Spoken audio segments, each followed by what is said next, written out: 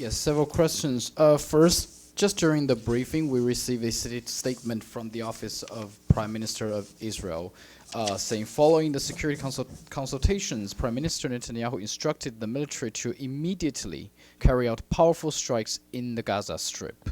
Has UN been pre-warned about this result? What is the position? I don't know if my colleagues on the ground have been pre-warned. I just saw the press reports as you came in. I can tell you that those reports are extremely concerning. We don't want to see the situation be set back. It is important that all of the parties involved in the ceasefire adhere to the ceasefire, and we don't want civilians to be bombed again. We don't want our operations to be derailed again. And you mentioned that 60-day objective, day by day, here in the briefing room. You give us all those numbers, but generally speaking, how much does this current situation fit? I mean, achieved for that 60-day target? Look, we're getting more aid in, right? We're distributing more fuel. We're distributing more water. More medicine is going in. We need a lot more, but we are, we've been saying since the beginning, we will utilize every space that is afforded to us to deliver humanitarian aid, and that's exactly what we're doing. Okay, one last question. The Jerusalem Post has been reported that a WHO representative told Israeli podcaster that in December 2023, international organizations has already discussed how important it would be to demonstrate the occurrence of a famine in Gaza, to use it for communication, political pressure on Israel. Have you read that report, and what's your response? I've seen the report. Listen, I've read the article.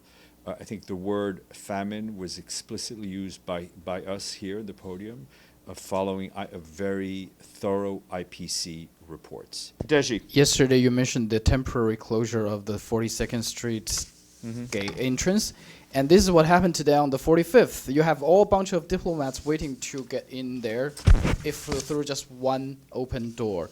There are reports online that suggesting there is a sick out of the security people, which actually contradictory to what you said yesterday, I think. It's not at all. I said it was a staffing issue, which means that not enough staff showed up for work. So can you give us some details about this? It was not contradictory. Okay, so what is? Can you give us more details about this? Yeah, I mean, issue? there is, I think, a number of security officers have not reported to work, and you should ask them what their motivation is. But I can tell you that in the face of the liquidity crisis confronting the UN, the Department of Safety and Security has had to look at reductions at operating costs, like every department.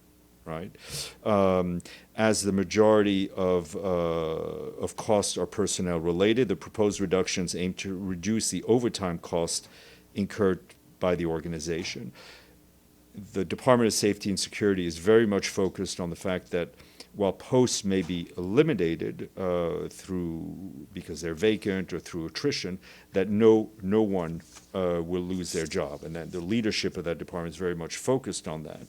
And I think the specific issues, and again, I'm not going to go into details, has to do with break times and others, and it's understandable that staff would, anyone who works in any organization, if their things are being reduced, may not be happy.